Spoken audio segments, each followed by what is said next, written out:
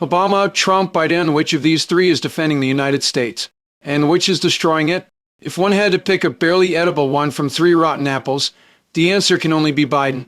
Not because he is clean, but because the things the other two have done have almost hollowed out America's foundation.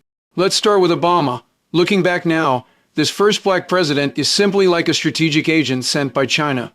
He took office holding the torch of change, yet what he did was systematically undermine America's roots.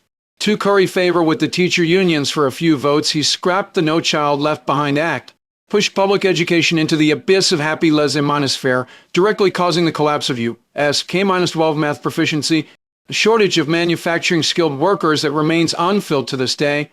Obamacare sounded warm and compassionate, but it was actually a fiscal black hole. The government paid the bills for the public, yet failed to rein in exorbitant drug prices and hospital fees. As a result, the national debt snowballed larger and larger. At least 1-third of today's $34 trillion debt mountain was built by his own hands. Most fatally, as a political novice, he did not understand at all the century-old fight but not break-tacit understanding between America's two parties. When he ran through healthcare reform by bypassing the Republicans, he drove the first crack in the system. Since then, vetoes have replaced negotiations, confrontation has supplanted cooperation. Coupled with his holding high the banner of identity politics, LGBT issues surged from the margins into mainstream society, and consensus disintegrated rapidly. A black president should have healed racial wounds, yet he turned skin color, gender, and sexual orientation into new tribal totems. It can be said that the prevalence of $0 shopping on America's streets today, and the rampant cancel culture on campuses have their roots in his tenure. His foreign policy was even more of a disaster.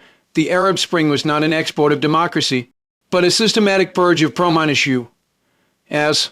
secular strongmen. After Mubarak and Gaddafi fell, the power vacuum in the Middle East was filled by extremist forces. IS rose, a refugee wave hit Europe, and ultimately backfired on the Western security system. When he woke up to pivot to the Asia-Pacific to contain China, it was already too late. China had long completed its industrialization leap and no longer feared America's rule hegemony. Now, let's look at Trump's first term. He took the stage shouting "Make America Great Again," yet in reality he was thoroughly controlled by the deep state, and very few of his policies were actually implemented. But the fact that he could storm the establishment fortress as an outsider in itself shows that American society had already split to the breaking point. After losing the 2020 election, he refused to concede defeat and incited his supporters to storm the Capitol, an act that personally smashed the holy grail of democratic transition. Since then, questioning election results has become the norm, and trust in the system has completely vanished. This was not political struggle, it was constitutional suicide. When it was Biden's turn to take over, the country was already riddled with holes. Inflation raged unchecked. The two parties were bitterly hostile. Allies were filled with doubts, and China, Russia, and Iran each had their own agendas. This octogenarian Cold War relic made no grand rhetoric, only saying, "We have no time to waste." The first thing he did was put masks back on to stabilize the chaotic pandemic situation. He then quickly rejoined the Paris Agreement and the World Health Organization, sending a signal of repair to the world.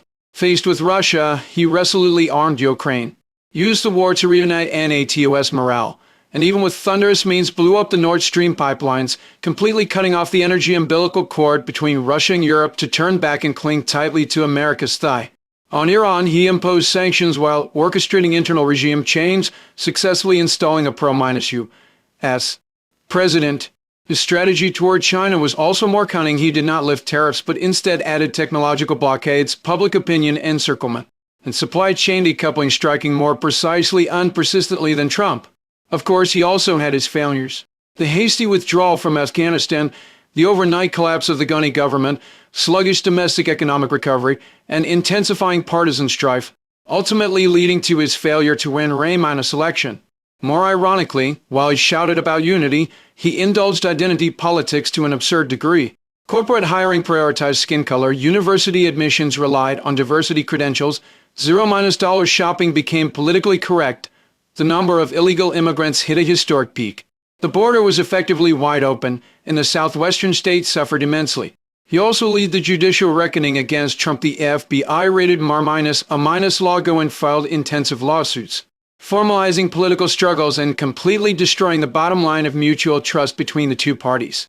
The most fatal blow was that he froze Russia's foreign exchange reserves and misappropriated their proceeds on original assets, equivalent to declaring to the world that U.S.